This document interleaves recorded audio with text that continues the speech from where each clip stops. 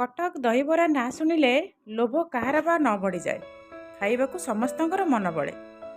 नमस्कार, जय जगन्नाथ। मु नीलिमा स्वागत करुच्ची मो चैनल नीलिमा किचन वर्ल्ड को।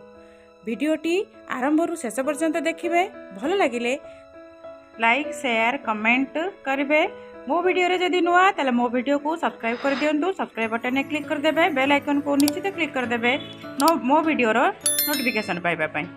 आरंभ शेष जाए देखा अनुरोध रहा। एथर चलतु प्रस्तुत करवा कटक फेमस दहीबरा। दहीबरा प्रस्तुत करने मुझे किसी बिरी भिजे नहीं जाइली। कला बिरी मुझे आप चाहिए धला बिरी नहीं पारे। बिरी को 4-5 घंटा भिजे नेला मुझे प्लेन करके बाटी नहीं जाइए। पिठौटी आपण मोटा पतला करें ठीक करके बाटे। अल्प अल्प पानी देकी बाटे। से आणु मु अल्प किसी नहीं से आवश्यक हिसाब से सुजी मिसई देछि। सुजी देछि एइतिपई बराटी हमरो क्रिस्पी हबो। वर्तमान से स्वाद हिसाब से लुण आ गोटे छोट चमच रे आधा चमच सोडा देई आणटी को भलसे गोळै नबा। सोडा दबा द्वारा बराटी हमरो टिके फुलिबो। वर्तमान देखंतु आणटी को मु भलसे गोळै नेइति। गोळै नेला परे वर्तमान देखौछि देखंतु आणटी मोर ठीक भलसे हो जाइए बरा हाँपाई। वर्तमान बरा करने गैस पर तेल कड़ा बसाई देबा। तेल को गरम होगापाई छाड़देबा। वर्तमान आपन को देखो देखु तेल गरम है ना नहीं टेस्ट करने अल्प टिके प्रथम पकईदेबा। देख जदि पकई आण टी ऊपर को उठिला ताले जानिबे आपन तेलटी गरम हो गला। तेल आमर गरम हो गला। वर्तमान आणटी को बरा साइज करके गोटे गोटे तेल रे पकईदेबा। वर्तमान ए सब को किछि समय हवापाई छाड़देबा। गोटे साइड ब्राउन कलर हो गले ताको ओल्टे नबा।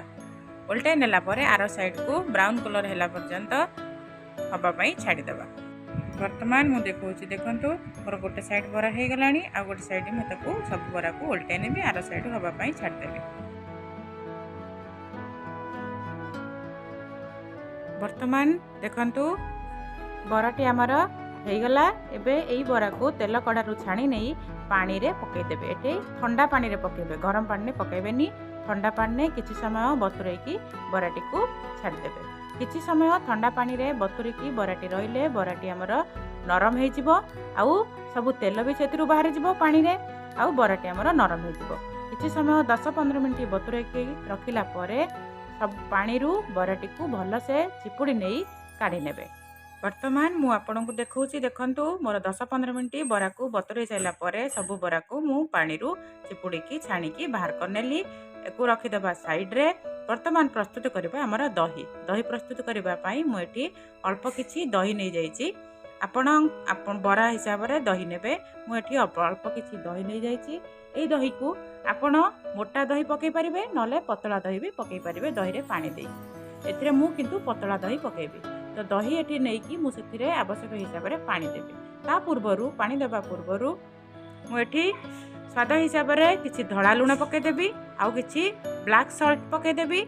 ब्लैक सॉल्ट पके सारला परे ताकू पानी देकी आवश्यक हिसाब रे पानी देकी भल से गोळे नेबी।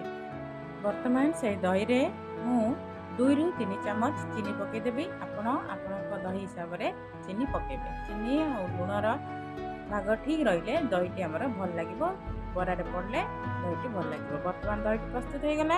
वर्तमान जो बराटी पानी रू बाहर कर रखिथिले से बरा रे सब दही को ढाली देबा।